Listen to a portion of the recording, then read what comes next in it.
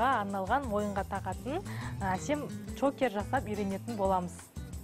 Ол үшін бізге ең алдымен чокер жасауға арналған материалдар керек болады. Ол үшін міне ең қарапайым, кәдімгі метрлеп сатылатын, кез келген дүкендерден табуға болатын бізге арнайы жіп. Бұның әртүрлі кружева түрі де болады.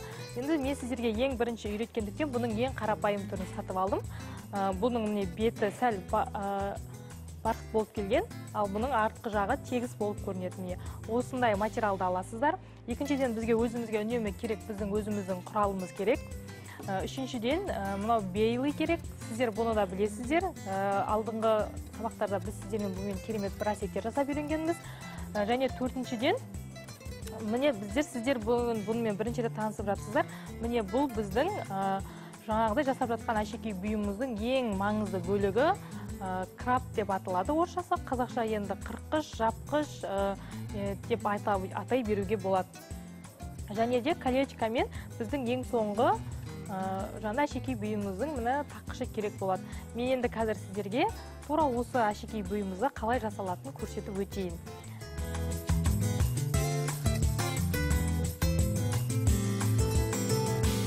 Бұны енді сіздер қалай өлшейсіздер? Бұны кәдімгідей күнделікті өздеріңіздің мойындарыңызға, өздеріңіздің қолдарыңызбен алынған жүкте аласыздар.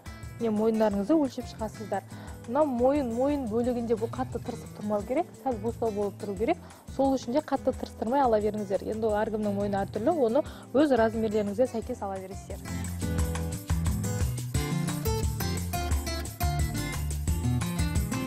Міне біз мынау крабымызды алдық өзіміздің. Және мұнаның ішіне бұның арнайы өзінің тістері болады. Бұны ұстап тұрастардағыда құралдың көмегімен бұны былай тісін бассаңыздар, бұның тістері өзі бір-біріне тістеліп, мына біздің қолымызда тұрған әшекей бұйымымызды жібермейтін болады. Міне бірінші жағы дайын, дәл осылай екінші жағын жасап шығатын боламыз.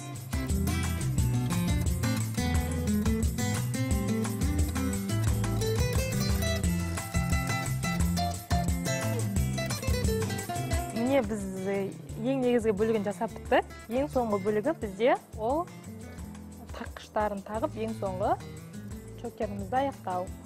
Сіздер колечкамен жұмыс жасауда алдыңғы бөлімнен көргенсіздер. Біз үнемі жасаймыз ол затпен. Міне осылай қырқып аламыз. Міне құрметті көрермен, осылай жай ғана 5 минуттың ішінде біздің чокеріміз дайын болды. Бұл ең қарапайым түрі, мен сіздерге қазір енді бұдан сәл күрделірек түрін тағы да жасап көрсететін боламын.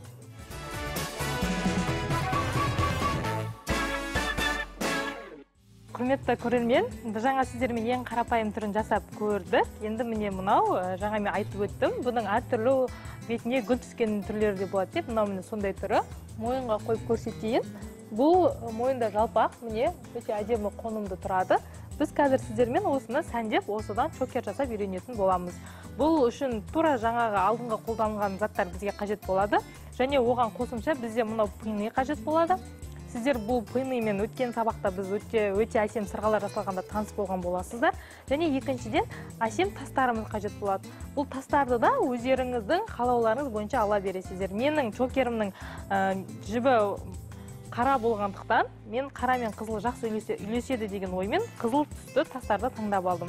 Енді ол өздеріңіздің еріктеріңізде. Мен қазір тағы да сіздерге жасап көрсетейін, олай болса бізбен бірге тамашалаңыздар.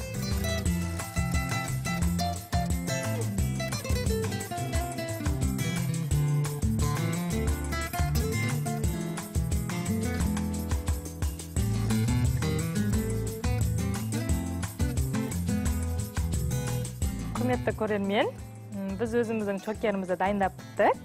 Ең қарапайым түрде. Енді бұны сәндейміз. Бұны сәндеу үшін бізге өзіміз жаңа жоғарыда атап өткендей пыйнымен біздің мойыншағымыз қажет болады.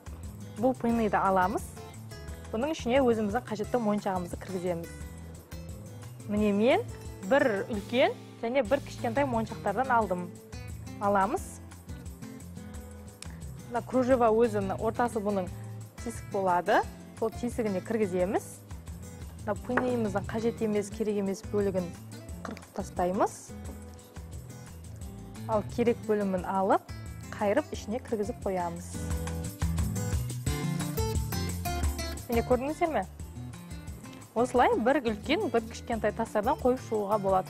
Бұның орнына әсем етіп басқа подвескалар, гүлдерді қоюларыңызға болады. Енді әркімнің өзінің талғамы әртүрлі ғой.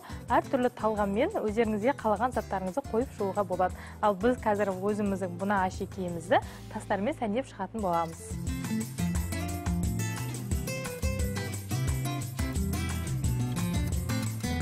Міне, екінші кішкентай тасымыз да біздің дайын болды. Көріп тұрсаңыздар, тура осылай бір үлкен, бір кішкентай қылып қойып шыққанды мен жөн көрдім. Үлкен қылып жасасаңыздар да, немесе барлығын бір тегіс кішкентай қылып жасасаңыздар да, өздеріңіздің қалауларыңыз бойынша болады.